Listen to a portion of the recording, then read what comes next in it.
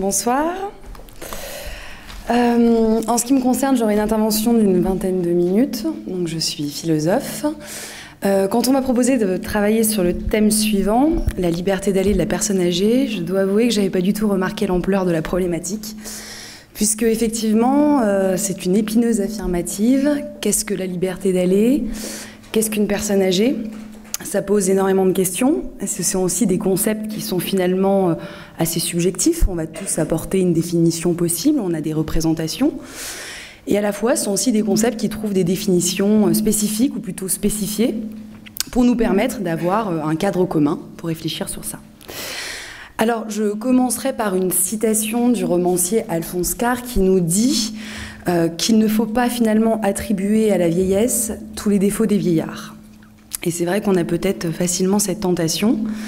S'il y a en tout cas un défaut premier ou quelque chose qui peut très rapidement heurter, interpeller, c'est peut-être l'anomalie, la faille qu'il y a chez la personne âgée, donc personne âgée considérons d'un âge avancé, à être fragile.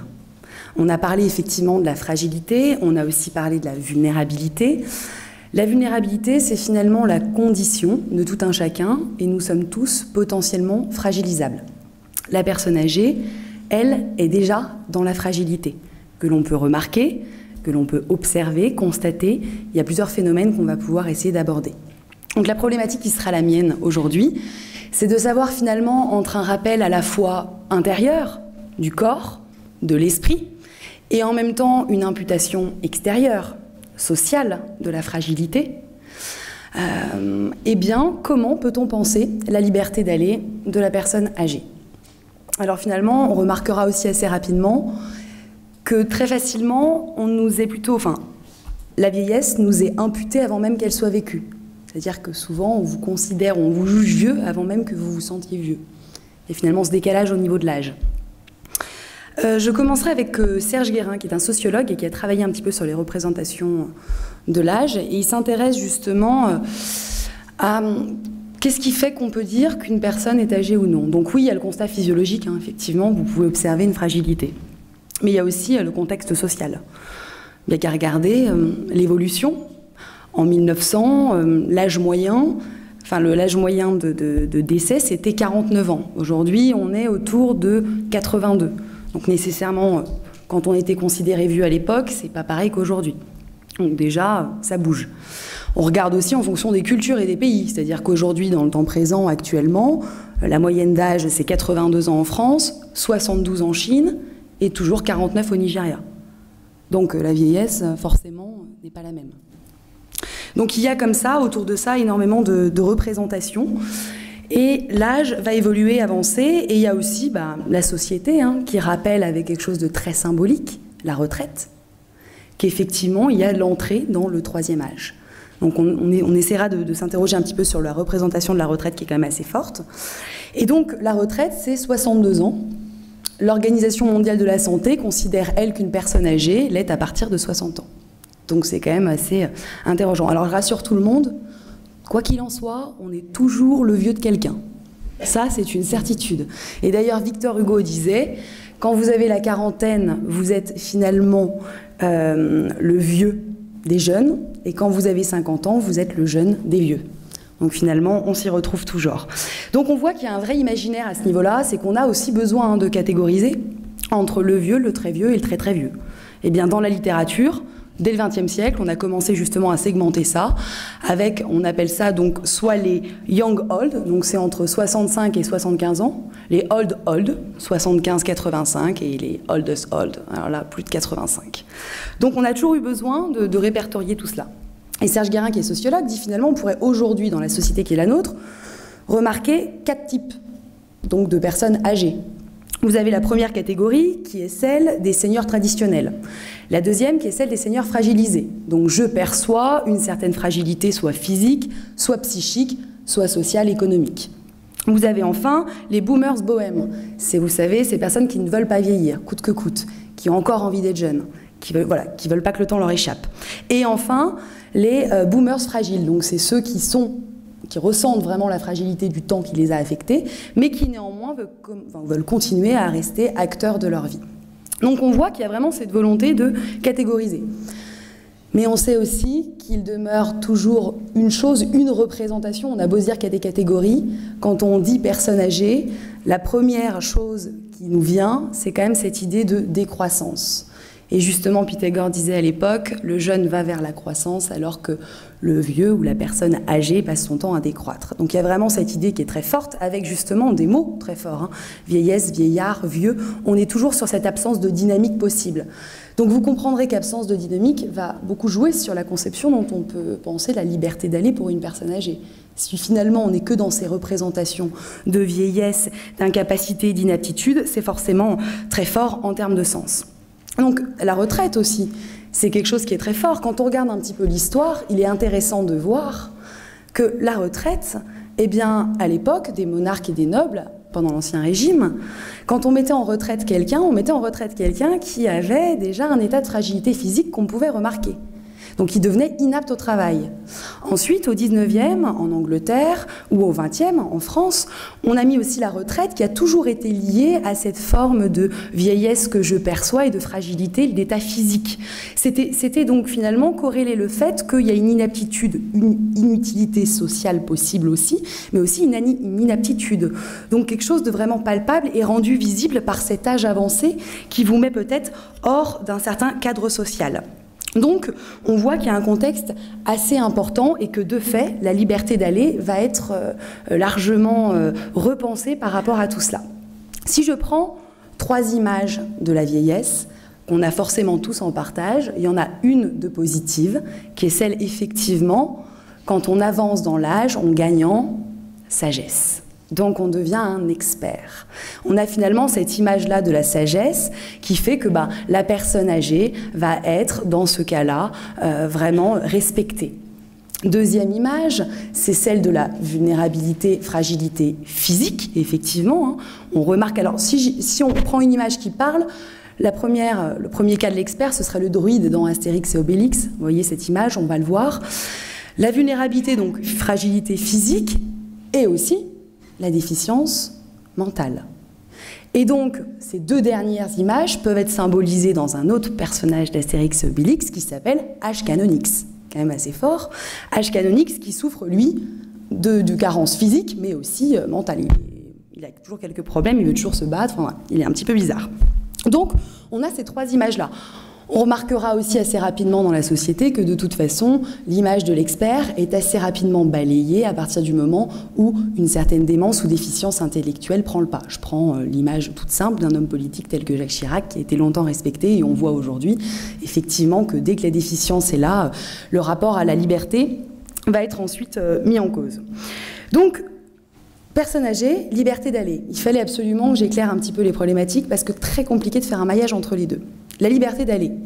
La liberté d'aller, c'est quelque chose qu'on a tous en partage. En tout cas, la possibilité... Alors, champ extensible, on va le voir, parce que le mot « aller » est peut-être un des verbes qui recouvre le plus de définitions possibles. Aller, vous trouvez donc avec l'héritage latin, l'étymologie, ça veut dire « j'irai »,« je marche »,« je vais ». Donc il y a toute cette dynamique qui est déjà assez différente. Aller, c'est aussi demander à quelqu'un quel est son état, comment allez-vous. S'en aller, il y a beaucoup de choses comme ça autour de ça. Donc la liberté d'aller, c'est originairement la liberté de pouvoir se déplacer, s'orienter dans l'espace. Voilà. On reviendra aussi sur cette notion d'espace qui est souvent affiliée effectivement à l'endroit dans lequel on est. Or l'espace porte en lui aussi cette tension de la durée. Quand vous demeurez dans un espace, vous êtes en train de durer dans l'endroit où vous demeurez. Donc il y a toujours un lien entre rapport à l'espace et au temps. Donc la liberté d'aller, elle désigne, enfin la liberté tout simplement, ce qui n'est pas soumis à une contrainte. Donc déjà, on va voir que c'est quelque chose d'assez compliqué puisqu'on est tous plus ou moins soumis à des contraintes d'une manière générale dans la vie. Donc on va pouvoir effectivement exercer cette liberté d'aller, mais elle va toujours être encadrée par la société. Alors la liberté d'aller, elle est encadrée, alors déjà elle a été reconnue dès 1789 et même avant, et en 1948, dans la Déclaration universelle des droits de l'homme, on a justement soutenu que la liberté d'aller et venir était quelque chose de très important et qu'il fallait le reconnaître, et elle a été d'un côté reconnue, mais elle a été aussi de l'autre côté contrariée. Tout le monde n'est pas forcément sujet à voir respecter cette liberté d'aller et venir. Je pense notamment aux personnes, alors ça je ne suis pas forcément calée en droit, mais je me suis renseignée et les personnes justement qui n'ont pas de papier voilà, peuvent se voir justement pas reconnues à ce niveau-là dans cette liberté d'aller. Et une autre donnée, ce sont les mineurs. Et j'ai trouvé ça intéressant parce que ça veut dire que l'âge est problématique. Et vu que mon sujet, c'est quand même la liberté d'aller de la personne âgée, ça signifie que, bon, on pourrait s'interroger sur ça. À savoir qu'en philosophie, si on fait une petite analogie, l'état de minorité, minorité, c'est finalement un état dans lequel la personne n'est pas autonome. L'état de majorité, c'est accéder à cette autonomie. Donc on va essayer de démêler tout ça et de s'interroger un petit peu sur ce qu'on pourrait essayer de tisser. Donc la question qui sera la mienne, premièrement, c'est de savoir comment penser la liberté d'aller d'une personne âgée, fragilisée mentalement. Pas physiquement, mentalement, parce qu'il y a quand même deux points différents. Mentalement, c'est le premier point que je prends parce que la liberté d'aller, quand j'ai commencé à regarder ce sujet, j'ai tapé sur Internet et alors là, j'ai tout trouvé. Effectivement, ce thème est vraiment affilié au domaine médical, notamment en ce qui concerne la psychiatrie, également en ce qui concerne la gériatrie, avec les EHPAD, différentes unités de soins, d'unités d'hébergement, comme on dit, contrôlées, ou je ne sais plus exactement quelle est la formule, où effectivement, il y a ces problématiques de savoir comment prendre en charge des individus qui ont des déficiences et qui peuvent potentiellement être dangereux pour eux-mêmes, mais aussi pour les autres. Avec justement cette étude entre doit-on respecter la liberté d'aller, jusqu'où et dans quelle mesure, doit-on aussi préserver la sécurité de l'individu et des autres. Alors, la question que ça pose, c'est finalement de savoir, effectivement, comme vous le disiez tout à l'heure, c'est vrai que c'est troublant de voir qu'on utilise ce genre de choses pour faire en sorte que les gens n'aillent pas forcément à cet endroit. Déjà, il y a deux types de comportements possibles. Il y a ceux qui vont s'égarer par mégarde. Il y a ceux qui vont sortir de l'établissement par mégarde, donc sans l'avoir vraiment voulu. Donc ils vont jouir d'une liberté d'aller qui n'est pas vraiment éclairée. C'est-à-dire liberté d'aller au sens impulsif, au sens primaire. Vous réagissez à une situation qui est là sans y réfléchir. Voilà, vous vous égarez. Donc ça, on pourrait l'affilier, prendre un exemple, à une liberté, donc on appelle liberté d'aller négative, on pourrait dire, c'est la liberté d'indifférence, que le complexe de Buridan éclaire beaucoup. Je ne sais pas si vous connaissez le complexe de Buridan, c'est justement l'histoire, Buridan raconte l'histoire d'un âne qui, face à une situation où il a dû son avoine et de l'autre côté de l'eau, ne parvient pas à se décider et en finit par mourir. Voilà.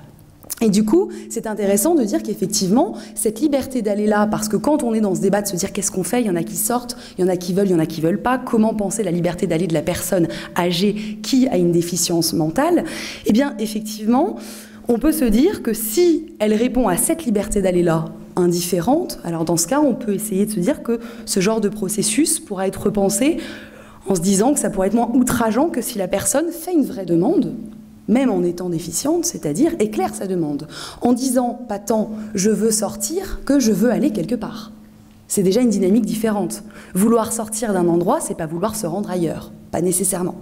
Vous pouvez avoir une personne qui a une déficience et qui va vous dire « je veux sortir pour aller dans mon ancienne maison ou pour aller quelque part ». Donc là, on est déjà dans une démarche où la liberté d'aller est davantage éclairée. Et donc ça va poser finalement cette question de se dire quelle est la liberté d'aller qui est exprimée par une personne qui vous dit « je veux aller à cet endroit ». Hegel disait « la liberté n'est pas donnée, la liberté elle se conquiert ». Et la liberté elle s'exprime comment? Elle s'exprime très simplement par le pouvoir de la négation, le pouvoir de dire non à quelque chose que vous ne supportez pas. C'est quelqu'un qui est déjà en train de dire non à quelque chose et déjà en train d'exprimer une certaine forme de liberté. Et aussi un besoin de reconnaissance. Donc il est dans la relation. Parce que dire non à quelqu'un, c'est finalement attendre de l'autre qu'il puisse reconnaître ce que je suis en train de lui dire. Donc il y a finalement dans cette liberté d'aller ces deux pendants qu'on peut essayer d'analyser. Alors, bien sûr, on peut se dire c'est des problématiques qui restent encore faibles, est-ce qu'on va vraiment se les poser ? Clairement, sans être pessimiste, quand on voit aujourd'hui qu'il y a 35 millions de personnes dans le monde qui sont atteintes de maladies, de la maladie d'Alzheimer ou de maladies apparentées, que d'ici 20 ans, il y en aura 66 millions et qu'en 2050, il y a environ 115 millions de personnes, on se dit que c'est quand même une problématique qui risque potentiellement de se poser. Alors, à l'inverse, il ne faut pas faire de la déficience mentale l'apanage justement de la personne âgée. Toute personne âgée ne souffre pas de déficience mentale, évidemment. D'ailleurs, la dépendance, on la retrouve qu'à l'âge de 79 ans chez un homme et 83 chez une femme. Donc c'est quand même assez tard, finalement. Alors même qu'on pourrait reconnaître la personne âgée à partir de 60 ou 62 ans. Alors, une deuxième problématique qui se pose, c'est quelle est la liberté d'aller, dans ce cas, d'une personne âgée, fragilisée physiquement. Donc, pas de problème mental, mais un problème physique. Alors, là où ça peut être intéressant, c'est de se dire, on a toujours, de toute façon, d'une manière générale, beaucoup moins de soucis, en tout cas, je pense que c'est beaucoup moins interpellant, une déficience physique qu'une déficience mentale. Parce que la déficience physique n'empêche pas la discussion, la relation, toutes ces choses-là. Et du coup, c'est vrai que ça peut nous mettre dans une situation plus compliquée. Et une des problématiques qui est intéressante, c'est de se demander finalement, sous l'occupation physique, quelle est la liberté d'aller d'une personne qui ne peut pas œuvrer comme elle le souhaiterait, et qui donc, sous cette occupation-là. J'essaye de faire un parallèle avec la philosophie de Sartre, qui a dit des choses magnifiques sur la liberté, en disant que nous sommes tous condamnés à être libres, même si nous sommes physiquement dans une situation où on a le sentiment qu'on ne peut pas choisir. Eh bien, il dit si, parce que même si on ne peut pas choisir physiquement, on a toujours cette possibilité psychique de s'évader autrement. Et il va très loin dans ce propos, puisqu'il ira jusqu'à dire qu'on n'a jamais été aussi libre que sous l'occupation allemande. Parce que c'était une façon de dire, dans un état d'occupation et d'oppression tel, vous allez déployer une force inouïe à essayer de vous évader psychiquement. Ce que finalement, des gens bien portants passent peut-être probablement très peu de temps à faire, assaillis que nous sommes par la vie quotidienne. Donc, il s'interroge sur ça, il y a peut-être une dynamique assez intéressante à voir. Donc on voit qu'on est toujours sur la dynamique de l'occupation, de la contrainte. Et tout ça me permet de rebondir avec un autre auteur philosophe qui s'appelle Yankelevitch et qui nous dit « La vieillesse, finalement, c'est le mode d'être fatigant, c'est la fatigue.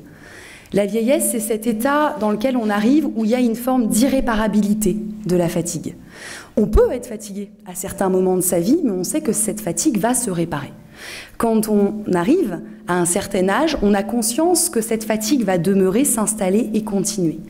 Donc il y a une forme peut-être de pessimisme dans tout ça, mais il nuance un peu en disant, ce qui est assez intéressant, c'est de penser que la vieillesse, effectivement, elle donne des signaux de la finitude, mais de penser qu'il n'y a que la vieillesse qui en donne, c'est complètement faux. Il cite d'ailleurs Montaigne qui dit « dès qu'on est là à la naissance, on est né pour mourir et pour vivre ». Et ce que je trouve intéressant, c'est que ça rejoint une thèse assez fataliste qui est de dire « ah, la vieillesse, c'est une fatalité ». Mais en fait, c'est pas du tout une fatalité parce que, sans être désagréable, nous ne sommes pas du tout sûrs de vieillir. Si on est sûr de mourir, on n'est absolument pas sûr de vieillir. Donc ça n'est pas une fatalité, la vieillesse. Ça, c'est une évidence. Et ça permet du coup de porter un autre regard sur cette situation. De se dire que ceux qui vivent cela, déjà, je ne suis pas sûre de pouvoir le vivre, donc j'ai peut-être des choses à en apprendre. Alors, tout ça est très bien imagé par un dessin de Philippe Geluck, qui est assez marrant, qui fait des dessins avec le chat. Et il fait un chat où il montre justement, d'un côté il y a une bulle, et il nous dit les vieux ont cet avantage qu'ils sont au moins certains d'avoir été jeunes. Par contre, aucun jeune n'est certain de devenir un jour vieux. Voilà, je trouve que c'était assez intéressant de s'intéresser à ça. Et on peut se demander aussi si finalement on ne craint pas la vieillesse parce qu'on a peur de ne pas l'atteindre. Enfin, ça pourrait être un pied de nez aussi, s'intéresser en se demandant est-ce que c'est pas ça finalement qui nous fait craindre ou supputer que la liberté d'aller est potentiellement altérée chez la personne âgée. Alors, pour essayer de penser une liberté d'aller de la personne âgée, parce que c'est vrai que c'est quand même pas facile, je me suis appuyée sur deux choses et je me suis inspirée de Montaigne, qui a fait un très bel écrit sur la vieillesse et qui nous dit eh bien, il y a deux forces de la vieillesse. La première, c'est la conscience du temps. Il y a une conscience du temps inouïe. La personne âgée, elle va justement pouvoir s'adonner au loisir. Et c'est quelque chose de très fort. Il dit justement s'adonner au loisir, c'est s'adonner à un rapport au temps qui est différent. Et c'est déjà du coup expérimenter une liberté d'aller, d'œuvrer, on peut le prendre au sens large, qui va être complètement différente. Il se dit, la différence, c'est que la personne jeune, elle s'interroge sur ce qu'elle va faire plus tard. La personne âgée, elle s'interroge plus sur le présent, parce qu'elle est dans ça. Alors, la liberté d'aller de la personne âgée, elle peut s'exprimer de deux façons. Vous avez des gens qui vont être plutôt stoïciens, disons. C'est-à-dire qu'ils vont occuper leur temps en s'impliquant encore civilement, en allant occuper leur temps dans des associations, en participant à la vie de la cité. Donc il y a vraiment cette implication sociale. Vous avez d'autres personnes qui vont choisir, et qui vont être libres de ça, choisir plutôt de se retirer de la société. C'est une position plus épicurienne, d'en retirer un plaisir plus personnel, d'être en retrait. L'essentiel étant potentiellement de faire un ping-pong entre les deux et de ne pas être trop dans l'excès, au risque de tomber dans une forme de cynisme total et de se retirer complètement de la société, des normes et des lois, et de finir dans un isolement radical, puisque la personne âgée est certes isolée, mais il y a aussi potentiellement une responsabilité de cet isolement, avec justement le fait de ne pas forcément se rendre impliquer des réseaux, voilà, rentrer dans des réseaux, essayer de rencontrer du monde et toutes ces choses-là. Donc voilà, on peut se poser la question de savoir quelle est la liberté de la personne et de voir dans quelle mesure elle peut s'exprimer. Alors pour Montaigne, il nous dit que lui justement, il a pris le temps. Il a pris le temps de voyager. Il a pris le temps de faire beaucoup de choses. Il a toujours été impliqué dans la cité, mais il a pris le temps vraiment de profiter de lui. Et ce qui l'amène à dire qu'il y a cette conscience du temps qui l'amène à vivre dans le présent, mais il y a aussi une deuxième conscience, c'est cette conscience du corps. Il a lui-même été très malade. Et il a écrit un ouvrage qui s'appelle Essai, qui s'appelle De l'expérience. C'est assez intéressant de voir qu'en tout cas, cette maladie l'a enrichi. Et il explique comment ce plus qu'il a eu, en fait, c'est déjà donc cette conscience du temps présent, d'arrêter de courir partout, et aussi de réussir, et c'est tellement contemporain, il dit finalement, ce que m'a apporté en tout cas cette fatigue ressentie, corporelle, physique, c'est la conscience de mon corps, et finalement être capable de réunir corps et esprit. Et de lutter contre cette hypertrophie de l'ego qu'il pointait déjà du doigt, et dont nous sommes clairement aujourd'hui les acteurs et sujets, avec effectivement une société qui est de plus en plus sur un contrôle de l'esprit, où effectivement André Le Breton, qui a fait de très belles recherches sur le corps, nous dit qu'on est dans une société où le corps ne doit pas faire beaucoup de bruit, on n'a pas envie de l'entendre. Et donc là, on est vraiment sur tout l'inverse. Et du coup, ça interroge un petit peu sur ce rapport-là, une façon de se dire si finalement la vieillesse n'est pas cette liberté d'aller non pas gambader quelque part, mais d'aller vers soi. C'est déjà pas mal, d'essayer de cheminer un peu plus vers ce que l'on est, de prendre le temps de se connaître, de se rapprocher de soi, en vivant un rapport au temps qui est plus sain et peut-être aussi moins angoissant. Il y a aussi ce paradoxe. On pourrait en discuter et ne pas s'arrêter parce que c'est un sujet qui est vraiment très vaste. Alors c'est vrai que voilà, j'avais envie de terminer en me disant essaye de trouver quelque chose de très objectif, de très réaliste, de très concret. J'ai beau être philosophe, j'essaye, mais je terminerai en me disant que voilà, la liberté d'aller de la personne âgée, c'est peut-être ce qu'elle a de plus, c'est cette possibilité d'aller vers elle-même. Et même si c'est idéaliste, je me dis au fond que dans une société hyper réaliste comme la nôtre qui se permet de produire ses propres idéaux, eh bien on peut peut-être se permettre ceci. Oui, bonsoir. Je voudrais apporter un témoignage à la jeune philosophe qui a terminé le discours pour dire qu'elle avait tout vrai. En effet, je suis dans la catégorie old. Je suis un boomer. Alors, il y a deux catégories de boomers. Je ne sais pas dans laquelle, il faudra que je vous redemande, mais dans la seconde, je n'ai pas pu noter. Et effectivement, je peux vous garantir que la vieillesse est réellement la faculté et le mode fatigant d'être. Ça a été dit ce matin. Quand je me réveille, je sais que je vis parce que j'ai mal. C'est tout à fait ça. Et maintenant, étant stoïcien, je me suis impliqué dans le social de la vie, donc vous avez encore une fois raison. Et j'ai la grande chance de pouvoir avoir la liberté d'être vers moi, parce que quand j'étais jeune, c'était Pythagore, je crois, qui avait dit se connaître, connaissez-vous, vous deviendrez l'égal des dieux, et maintenant que je vais peut-être arriver vers un dieu, j'essaye de l'aborder en étant égal devant lui, devant la mort. Je voulais vous féliciter.